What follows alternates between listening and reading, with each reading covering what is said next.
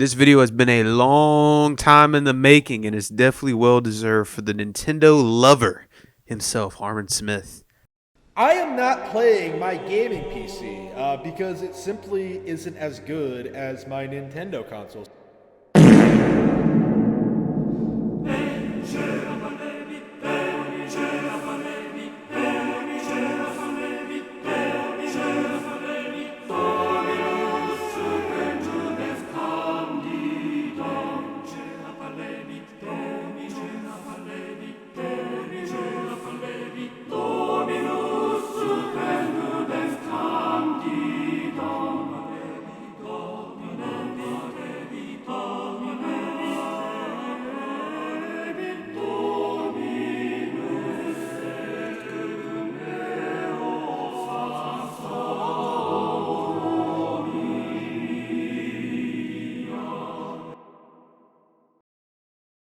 Most aren't born of delusion, similar to early Harman Smith, when he was first on YouTube, who actually didn't seem crazy or wild at all. In the starting phase of his channel, Harman would review mostly movies and books he was reading at the time or wanting to read. Occasionally, there would be some reviews like The Witcher, Blood of Elves.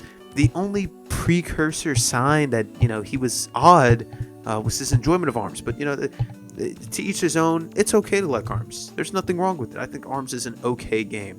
But of course, you're watching a video essay. These things don't end well, ever. So Harman Smith, on a chilly day on February 6th, would release his declaration of meat riding Nintendo to have a console war with PlayStation. He heavily lacked the understanding in this video that the Switch could not run some of the PlayStation exclusives he wanted on the Switch. Make sure you hold this, make a mental note as this video goes on, because later it becomes a reoccurring trend of him just not acknowledging the frailty of the Switch. It's really sad. You should probably know by the title of this video that Harman Smith is a major, and I mean major Nintendo defender and D-rider. This guy, at any turn, no matter what, will take the side of Nintendo. It really doesn't matter what they do. And I can understand that he really likes them. Harman has come up with the term for Nintendo fans that disagree or criticize games or any company action as Pretendos. All this love and endless support for a company that would unironically watch him die. Alright, Harman Smith will always cape for this company. He defended the choice to limit 3D All-Stars, which were admittedly very mid emulations of games ported to the Switch from years ago, and were games that people wanted. Harman, with this infinite wisdom, he would expose the Pretendos and show Nintendo has to make money, and people are just dumb. Of course people are just dumb for not wanting limited ports that are kind of mid anyways. Also, Harman is convinced that the Nintendo Switch is the apex of console creation and everything else is worse. Literally everything else, including PC gaming. Plus, the Switch is totally not underpowered and is just as strong as everything else around it. According to Harman Smith, he lacks the ability to escape his own biases about the product. It really is a consumer bias at its very worst. This has been an ever constant for Harman in the past. It was slightly lesser, but now it's about every video or every topic he covers in anything. Brand new year, same situation. Baldur's Gate 3 is completely forgotten, Elden Ring's DLC is going to come and go, and Nintendo is just going to dominate this year just like they've dominated every year since 1981, right? The reality is the rest of the gaming industry can't compete. I find it hilarious how PC gamers are bleeding on about the end of PlayStation and Xbox. The end!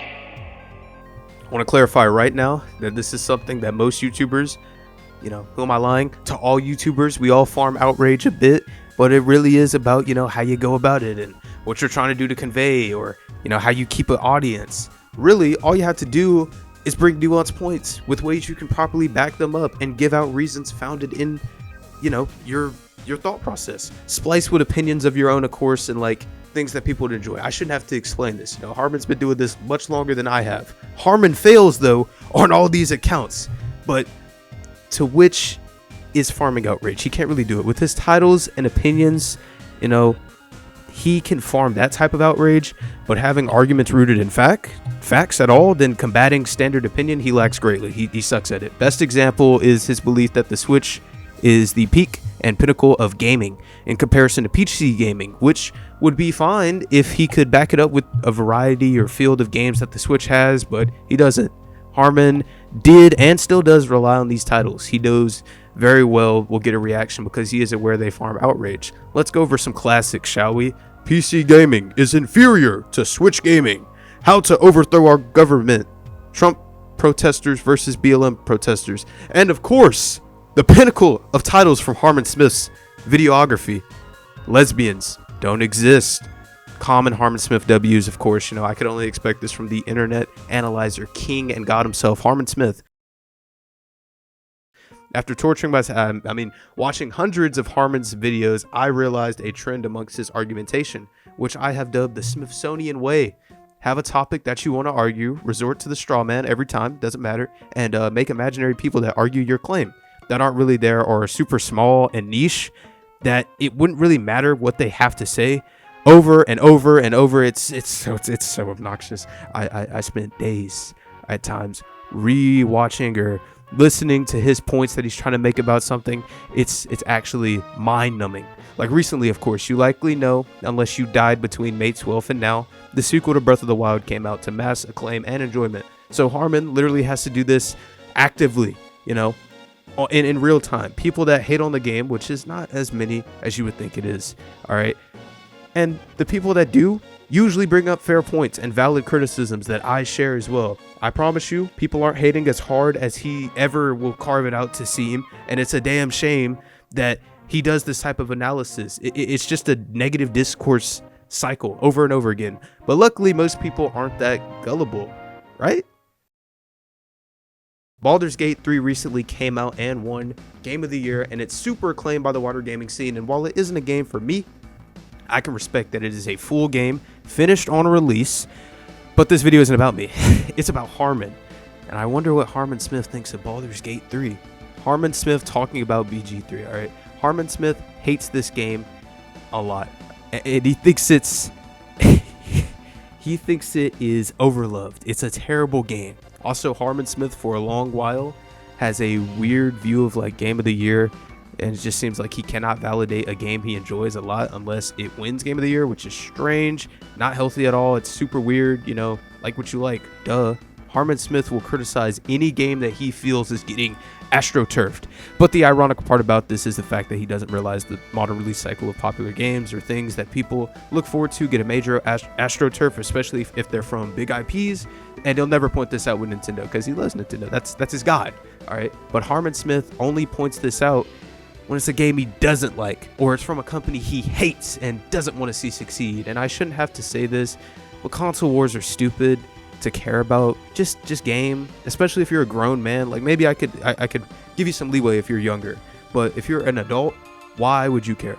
Harman also takes pot shots at other reviewers that differ from his perfectly crafted Nintendo-ified echo chamber, like Angry Joe or Review Tech, and these people don't even start beef, just a different outlook on things. That's a problem with calling everything, woke or surviving in an echo chamber of your own ideology. But that's not what we're here for today. After the time I spent reviewing Harman's content and viewpoints, I have come to the conclusion that he is a delusional fanboy of the Nintendo variety, which I like to call a Nintendrone, like most other people. Harman Smith acts very childish towards the games he enjoys and doesn't at all actively participate in non-closed-minded discussions about his enjoyments, all right? Like, he just can't have anything else that people enjoy or listen to him or hear it out. He jumps the gun like he did with Elden Ring. Then he just comes along looking incredibly stupid and foolish in the end when people love it. To the lead up of that game, he was hating. All hate.